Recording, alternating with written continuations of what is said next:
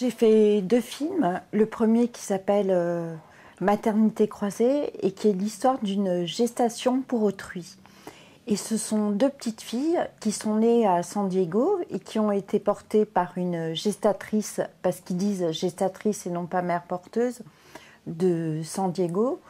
Et la maman juridique n'avait pas non plus d'ovocytes. Donc elle a eu recours à une 3e femme qui a donné ses ovocytes. Donc ces petites filles ont 3 figures maternelles. En fait, la mère juridique serait furieuse d'entendre ça parce qu'elle est la seule mère. Mais ces 2 petites filles sont au courant. Maintenant, elles ont une 12aine d'années. Donc il y a la gentille fée qui a donné ses petites graines pour être mère. Et il y a Mary, la gentille, qui a prêté son sac, son utérus, parce que la maman n'en avait pas. Et ces petites filles semblent très bien vivre cette histoire, mais elles sont encore toutes jeunes. Et je pense qu'à l'adolescence, elles vont se rapprocher beaucoup de la donneuse d'ovocytes. Parce que le patrimoine génétique, c'est pas rien et ça pose question. Et en France, ce qui est très étonnant, c'est que mon 2e film s'appelle Des enfants faits main. C'est un film, je filme le Sécos de Tenon. Donc le Sécos, c'est les endroits hospitaliers où on donne des ovocytes et des spermatozoïdes aux parents qui n'en ont pas. Et ce qui est très étonnant, c'est qu'en France, on considère que la gestation pour autrui est extrêmement problématique et que c'est une exploitation de la femme, alors que le don d'ovocytes, on est dans le registre et le champ lexical de la générosité, du don. Et en France, c'est anonyme et gratuit. Alors, pourquoi les donneuses d'ovocytes donnent leurs ovocytes? Apparemment, elles sont dans un désir véritablement, effectivement, de générosité.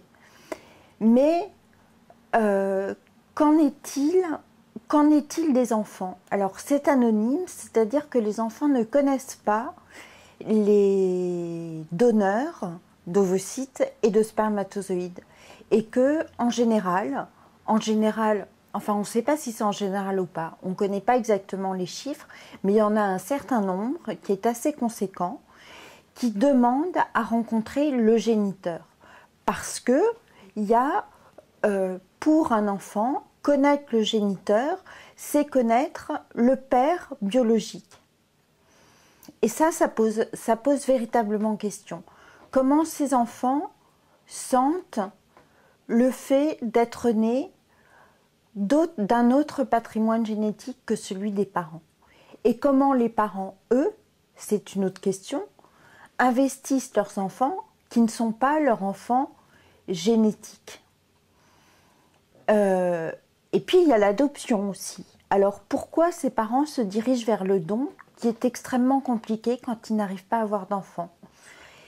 Eh bien parce que en France, quand il y a un don de gamètes, c'est-à-dire d'ovocytes, d'ovules ou de spermatozoïdes, il y a une gestation. Et ça, c'est survalorisé par les mères. Le fait de porter la grossesse est extrêmement importante pour elles. Et le don d'ovocytes est peut-être plus facile que le don de spermatozoïdes, psychologiquement pour les couples, justement parce que la gestation est là pour réparer. La mère est la mère biologique d'une certaine manière, puisqu'elle porte les enfants. C'est comme si elle transformait les ovocytes et le matériel génétique d'une autre femme en les siens, en portant les enfants qui naîtront. Il me semble que la gestation pour autrui est peut-être plus facile à vivre pour les enfants, dans la mesure où, en tout cas aux États-Unis, puisque c'est interdit en France, et que ça se fait beaucoup aux États-Unis, ça se fait ailleurs aussi, mais beaucoup aux États-Unis, souvent les 2 femmes, et ça m'a beaucoup intéressée, sont très liées, c'est-à-dire celle qui est enceinte dans sa tête et celle qui est enceinte dans le ventre. Alors d'abord, elles sont rémunérées aux États-Unis. Alors on peut imaginer que ce sont des femmes qui ont relativement peu d'argent et qui considèrent que c'est un moyen relativement facile de gagner un petit peu d'argent. Il y en a d'autres qui font véritablement ça par générosité, je crois. Et dans le film que j'ai fait, Maternité croisée, moi j'y crois à la gestatrice. Je crois en son désir de générosité et en son désir d'aider un couple à être parent. Elle est très heureuse quand elle est enceinte. Elle a été absolument ravie d'avoir ses propres enfants. Elle a été elle-même adoptée. Et elle s'est toujours dit qu'elle aiderait un couple parental qui ne pourrait pas avoir d'enfants naturellement, qu'elle l'aiderait par ses services. Et donc, la possibilité de la gestation pour autrui avec la fécondation in vitro est arrivée et elle a décidé d'être gestatrice. La science est tellement puissante aujourd'hui qu'il y a comme une sorte de déni de ce qui est notre lot. Vieillir, donc on se fait des liftings, on prend des compléments alimentaires, on veut faire 25 ans quand on en a 60.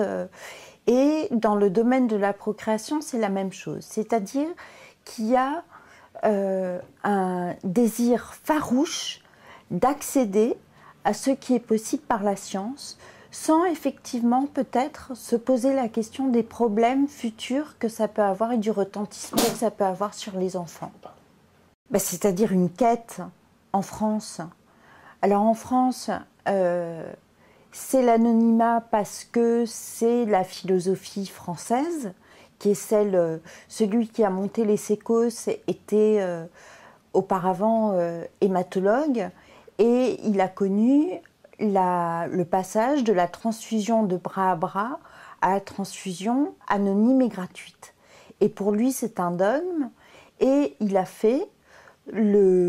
fondé le premier sécos, il a fait accepter cette pratique avec les principes de l'anonymat et de la gratuité, qui sont des principes qui ne sont pas utilisés aux États-Unis. Et aux États-Unis, c'est terrible, parce qu'aux États-Unis, plus on a de l'argent, on choisit les donneurs de gamètes, et plus on va choisir des donneurs qui correspondent aux critères de beauté, qui ont un QI important.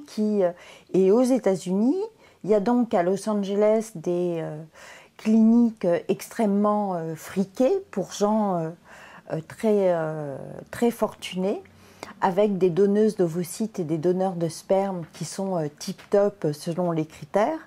Et à San Diego, c'est moins cher et on a des critères qui sont moins drastiques.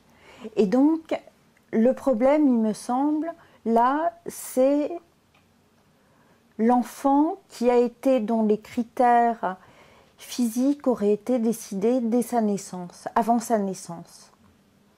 Une sorte de choix, comme on va au supermarché et qu'on choisit une marchandise. Ça me semble extrêmement problématique. En revanche, en France, où c'est anonyme, la question de l'anonymat est extrêmement débattue parce qu'il y a de plus en plus d'enfants qui sont devenus adultes et qui demandent à connaître leur géniteur.